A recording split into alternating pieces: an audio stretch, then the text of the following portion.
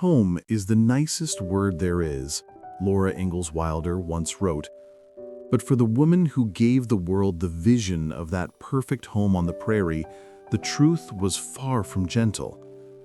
Behind the golden fields and the simple joys that America adored was a life steeped in loss, endurance, and the quiet ache of someone who'd carried too much hope through too much hardship.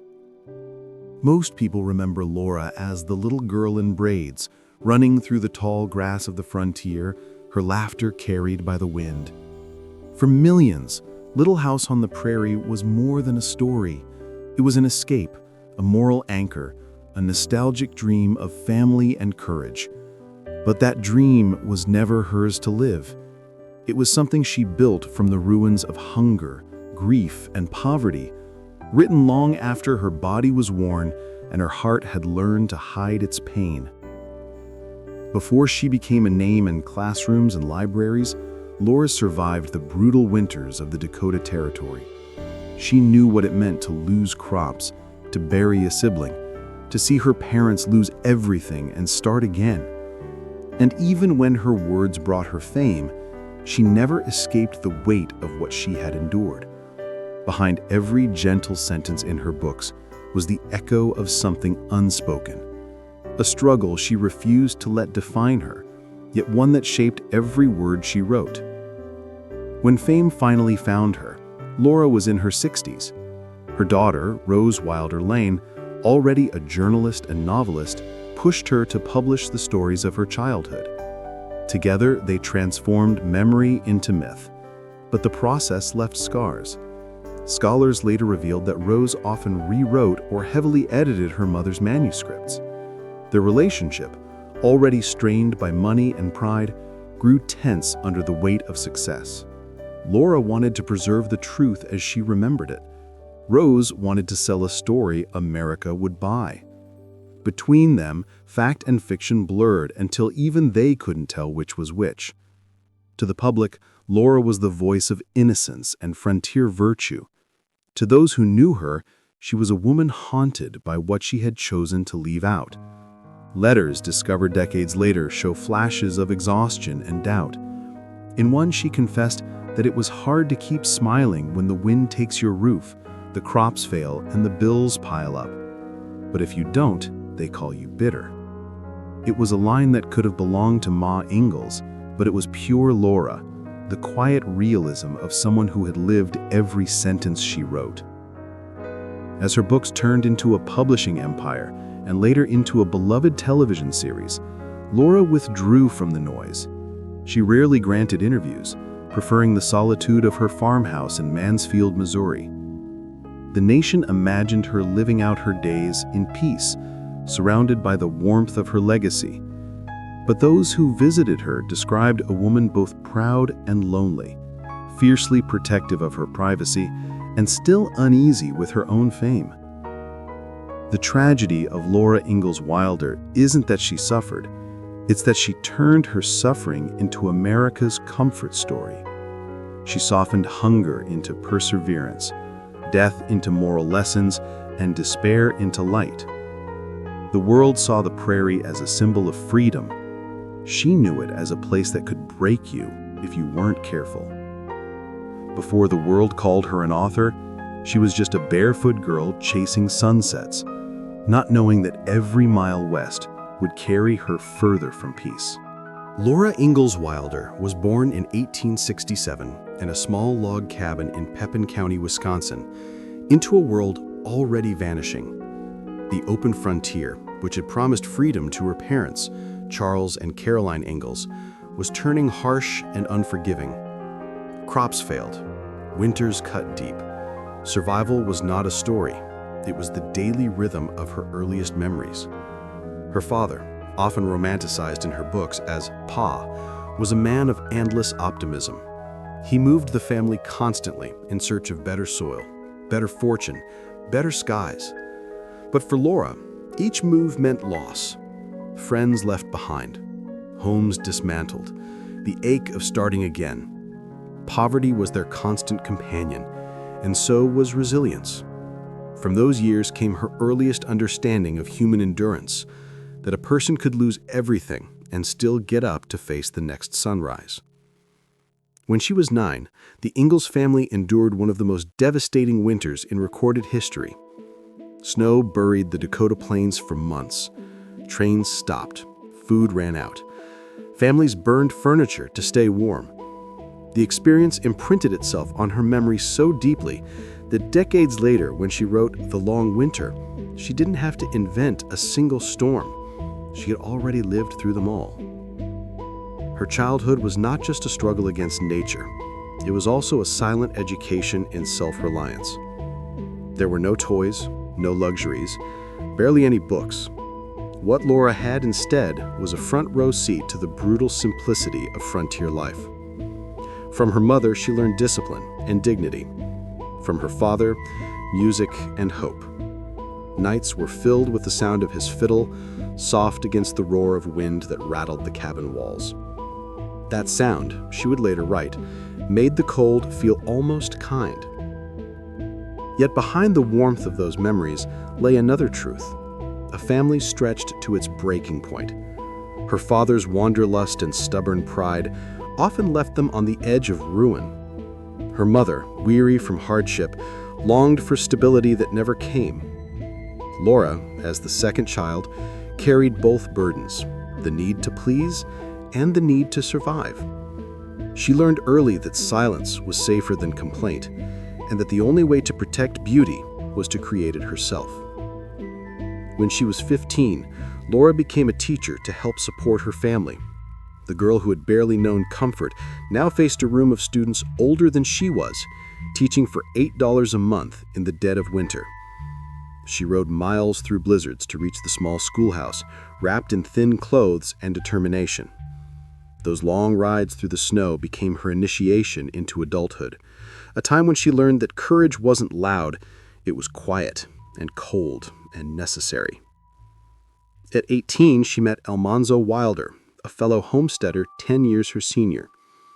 He was calm where she was restless, and patient where she was wary. Their courtship unfolded slowly, marked more by endurance than romance. When they married in 1885, Laura believed she had finally reached the promise her parents had chased all their lives, a place of her own, a home built not on hope, but on effort. But fate had other plans. Within a few years, disease took their infant son. Fire destroyed their barn. Crops failed again and again. Illness struck both husband and wife, leaving Almanzo partially paralyzed for a time. The dream of stability evaporated as quickly as it had come.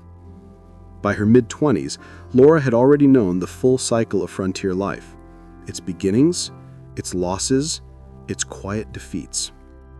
And yet, something in her refused to yield. Each setback carved her deeper rather than breaking her. The resilience that had once been necessity began to turn into art.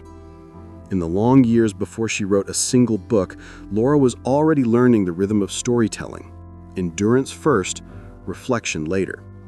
The seeds of Little House were planted not in joy, but in survival.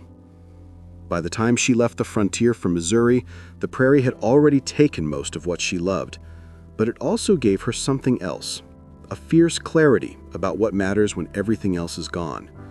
That clarity would one day make her one of the most beloved storytellers in American history, even if she never planned to be one. By the time Laura Ingalls Wilder reached her 40s, her world had grown smaller, but steadier. The Wilders had settled in Mansfield, Missouri, in a modest farmhouse they built themselves, one nail and one harvest at a time. After decades of wandering, she finally had what she had always longed for, a permanent home. The Prairie girl had become a farmer's wife, a community woman, someone whose hands were as weathered as the land she worked. But beneath that quiet life, something in her refused to fade. The hardships of her youth, the restless spirit of her father, the long silences of her mother, they lingered, unspoken, until they began pressing for release. Laura began writing small columns for local newspapers under the pen name Mrs. A.J. Wilder. They were practical pieces at first, farm advice, reflections on country life, the rhythms of the seasons, but readers felt something deeper between the lines. Her words carried a calm honesty, the kind that only comes from surviving what you describe.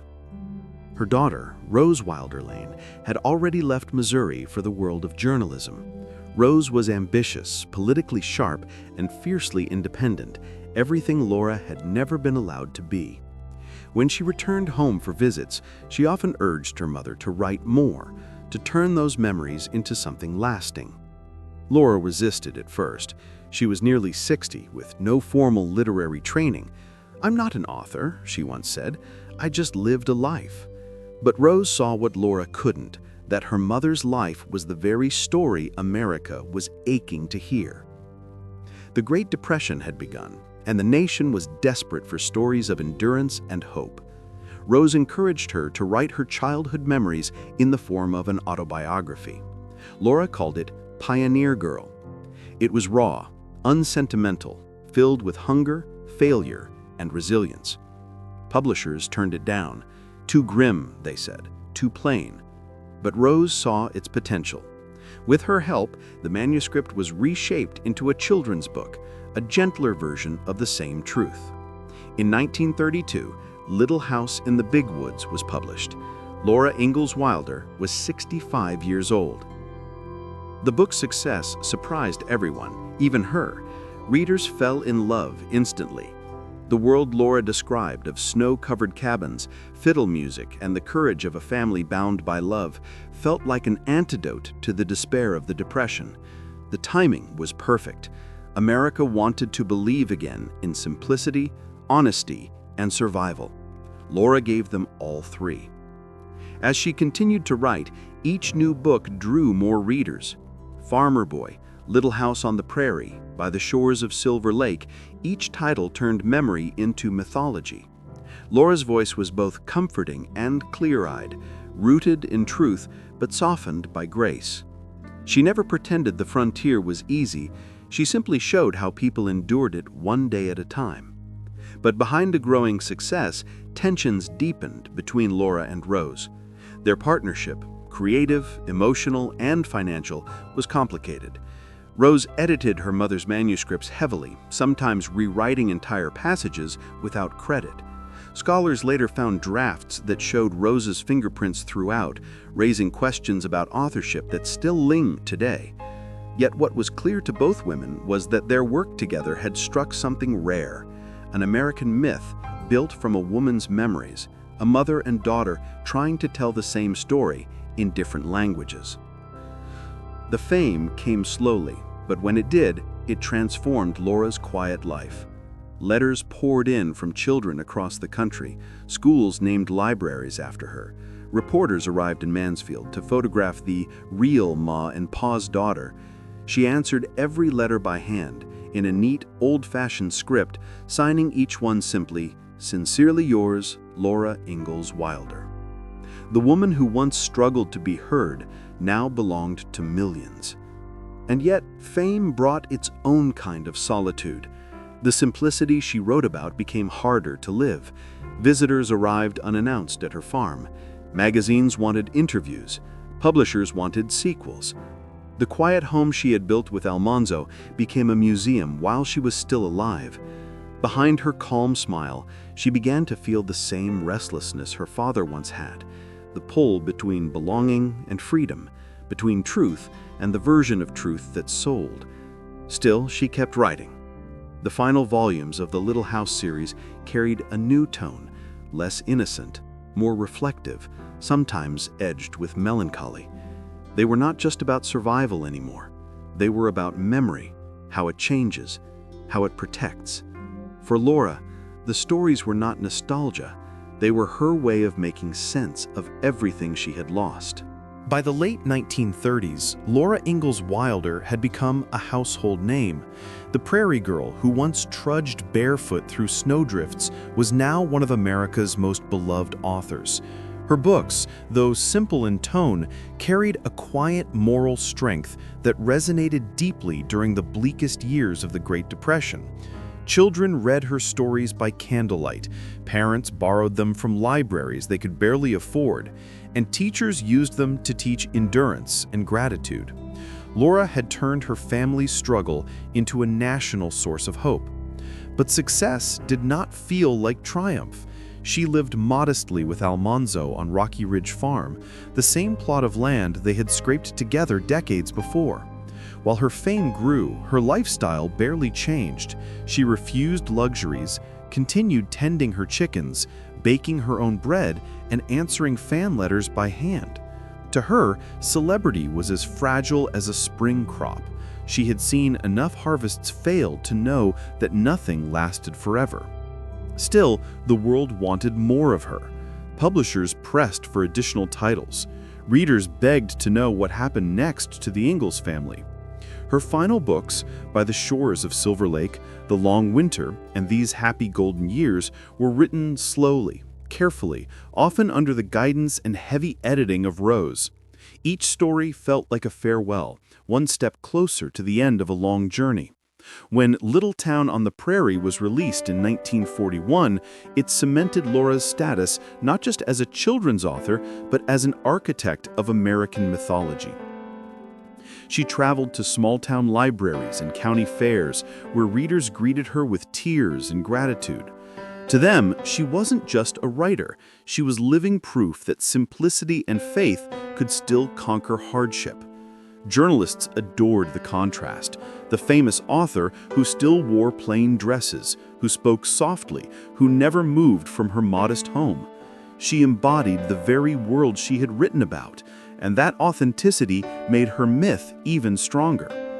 But fame, even quiet fame, came with a price. Letters from critics and scholars began to question the accuracy of her stories. Were they truly autobiographical, or had they been idealized? Some pointed out that her depiction of indigenous people reflected the prejudices of her time. Others accused her of romanticizing poverty, of turning suffering into sentiment. Laura rarely responded publicly. Privately, she felt torn between truth and the version of truth the world wanted to believe. "She only wrote what I knew," she said once, "and what I wished had been true." Her relationship with Rose also grew more fragile.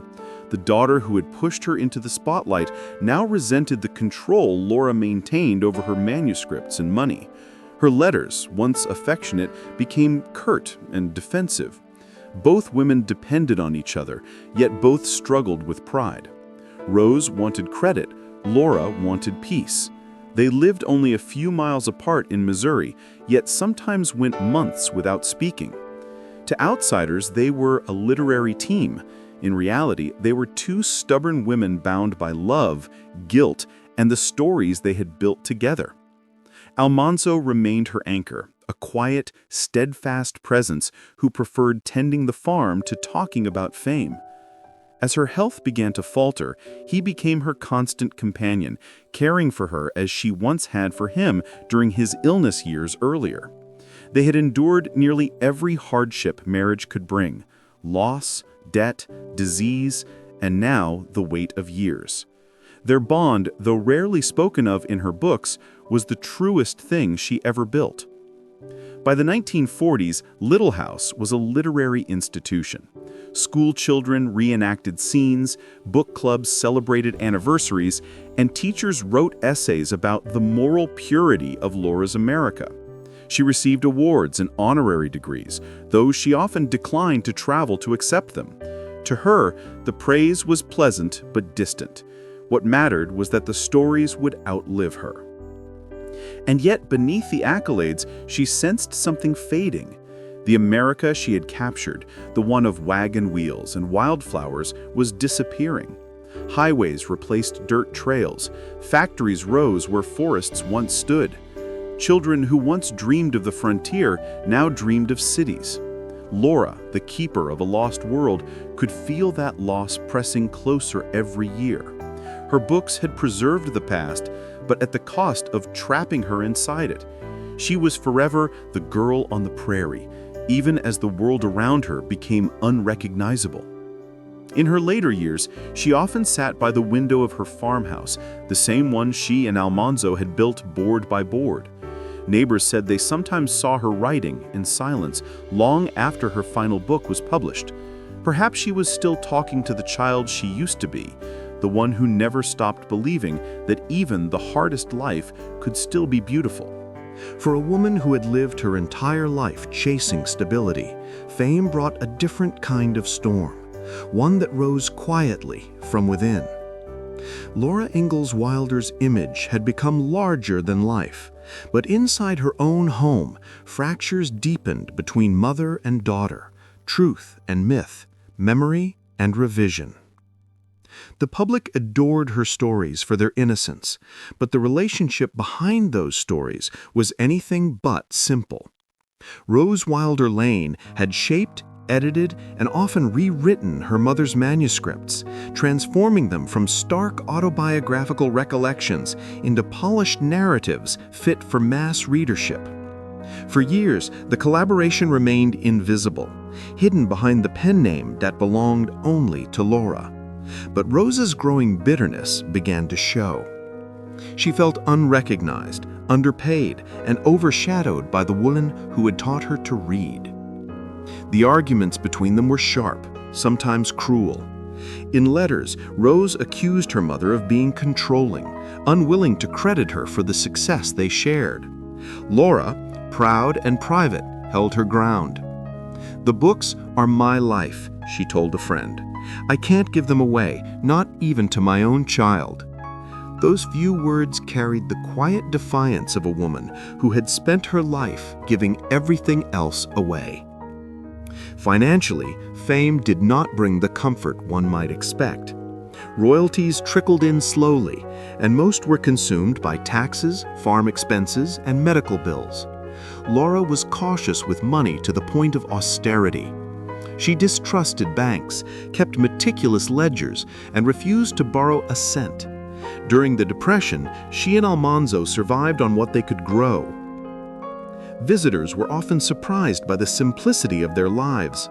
The famous author still milking her own cow, patching her own clothes. Then came the press. By the 1940s, journalists began to romanticize her as Grandma Wilder, the living saint of the frontier. They published glowing profiles, posed her for photographs beside her farmhouse window, and treated her life like an extension of her fiction. But each interview demanded that she play a role, the gentle storyteller, the relic of America's innocence. Laura complied politely, but those close to her noticed the exhaustion. "They want the girl in the bonnet. They never ask about the woman who buried her child," she once said. The fame that had once seemed like validation now felt like confinement. Every fan letter, every headline, every photograph reminded her that she was no longer a person, she was an icon. And icons aren't allowed to change. Rose, meanwhile, grew increasingly radical in her politics. She became a fierce libertarian, clashing with her mother's quiet traditionalism. Their ideological divide mirrored their personal one. Rose sought to dismantle myths, while Laura had spent her life building one. Though they reconciled occasionally, their bond never fully healed. In 1949, Rose moved permanently to her own home nearby, the relationship between them reduced to polite distance. Around the same time, Laura's health began to fail. Arthritis stiffened her hands, her eyesight dimmed. Almanzo, though gentle and loyal, was frail himself. Their world grew smaller with each passing year, the farmhouse filled with letters she could no longer answer, manuscripts she could no longer revise, and the faint hum of a legacy that was slowly outgrowing her. Then came the controversy she dreaded most. Scholars began questioning whether Laura had truly written the Little House books alone. In 1947, the Saturday Review of Literature published an article suggesting that Rose had been the ghostwriter behind the entire series. Laura, hurt and humiliated, denied it firmly, but without anger. She said, "The stories are mine, though she helped me tell them." For a woman who had lived her life carefully guarding her truth, even that admission felt like surrender. When Almanzo died in 1949, something in Laura went quiet. They had been married for 64 years, a partnership forged in hunger, hope, and unspoken devotion. After his passing, she remained in the farmhouse alone, surrounded by the reminders of their shared life, his tools, his books, the chair where he once read by lamplight. Visitors who came to see her in those years often described the same thing, an aura of deep calm, tinged with loneliness. The letters from fans kept coming. They thanked her for teaching them resilience, for giving them courage, for reminding them of the beauty in small things. She read them all, smiling softly, but her replies grew shorter. Sometimes she simply wrote, "Thank you for remembering." By then, her memory of the frontier was fading, but the ache of it never did. The fame, the money, the praise, they were all shadows compared to what she had lived. Her life had always been about endurance, and now endurance was all that remained. Her story, so often told as a triumph, was also a quiet tragedy. A woman who gave the world her childhood, and in doing so, lost her own peace. By the early 1950s, Laura Ingalls Wilder was the last living thread to a world that no longer existed. The frontier she had written about, the wind, the horses, the raw courage of survival, had become nostalgia. She lived alone on Rocky Ridge Farm, surrounded by the ghosts of her own creation. Almanzo's empty chair stayed by the window. The house was quiet, except for the rustle of papers and the soft creak of the wood her husband once built with his hands. Visitors came often. Some were fans, some scholars, some just curious travelers wanting to see the home of the woman who wrote Little House on the Prairie. They found her sitting at a plain armchair, her white hair neatly pinned, her eyes sharp even as age bent her frame. She always greeted them warmly, though there was a distance in her voice, a kind of quiet fatigue. "You've come a long way," she would say. "That's what the pioneers did, too." But behind that calm exterior, her body was failing.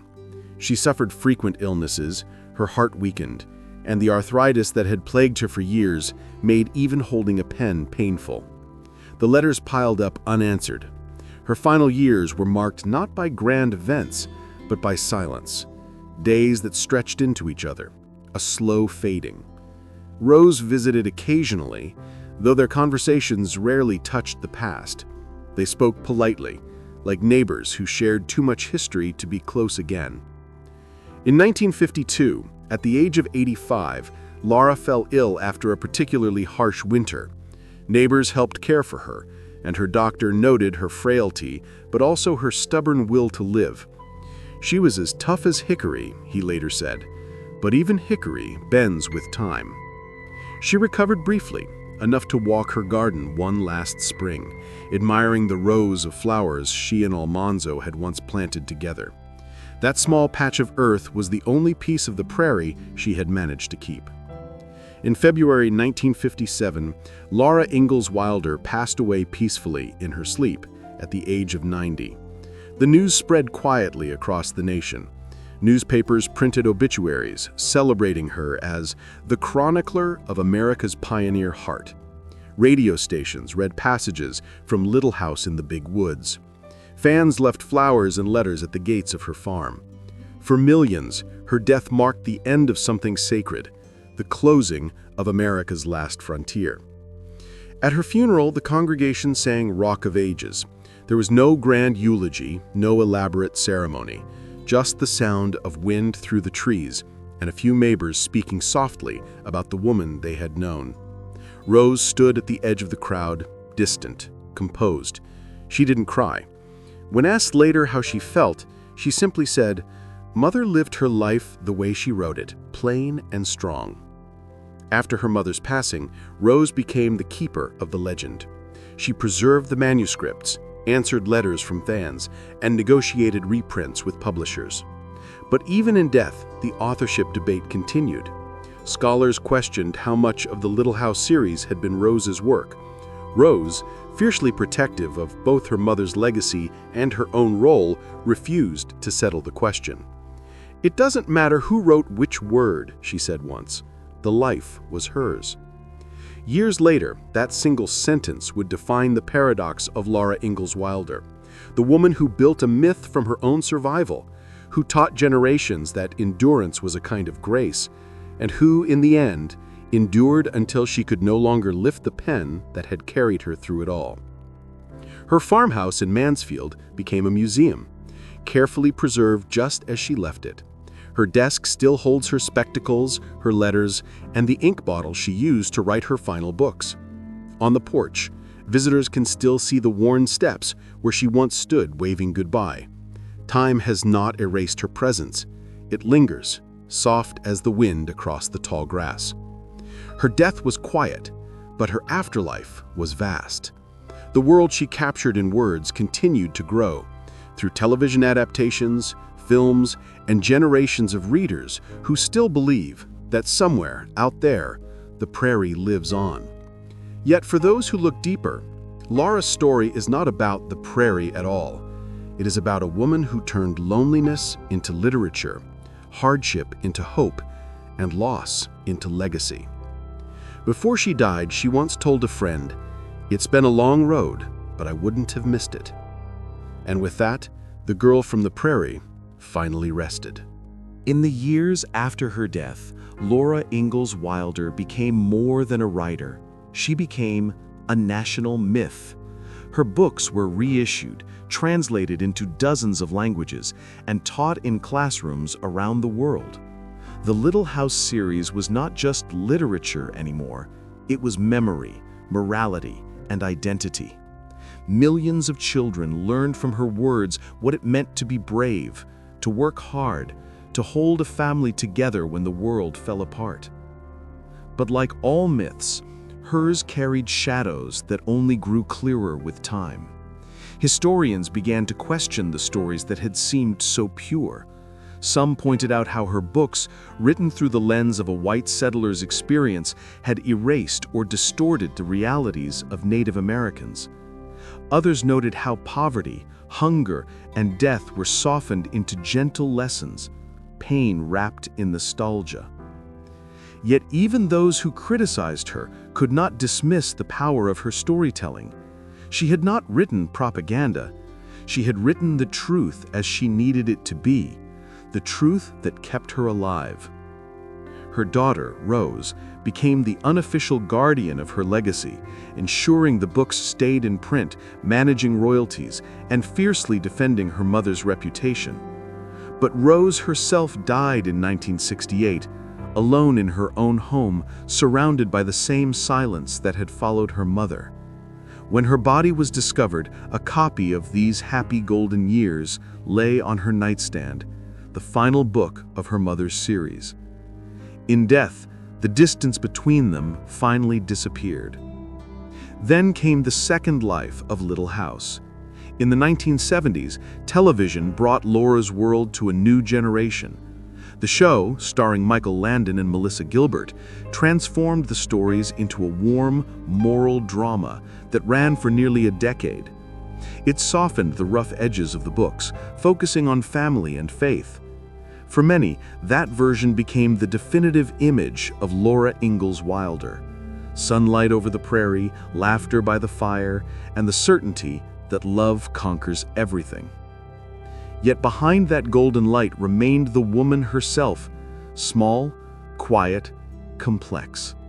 The more scholars studied her letters, the more they saw her contradictions. She was a pioneer who distrusted progress, a moralist who rejected dogma, a realist who wrote fairy tales. Her simplicity was not ignorance, it was a kind of rebellion against chaos. She had seen too much loss to believe in perfection, but she still believed in effort. The deeper truth of Laura Ingalls Wilder is not that she lived the American dream, but that she revealed how fragile it was. Her books survive not because they are happy, but because they are honest in disguise. Beneath every cheerful page lies an unspoken question. how much of our happiness is built on forgetting.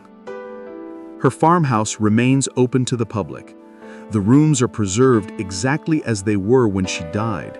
Her rocking chair by the window, her handwritten letters stacked neatly on the table, her husband's tools still hanging on the wall. Visitors often describe an eerie stillness, as if the house itself is waiting for her to return. They leave quietly, as though stepping out of a sacred place. Her influence on American storytelling is immeasurable. Every modern memoir about struggle, family, and the meaning of home carries a piece of her rhythm, the belief that survival is poetry, that the smallest life can hold the greatest truths. Writers from Steinbeck to Marilynne Robinson have cited her as a quiet architect of American consciousness.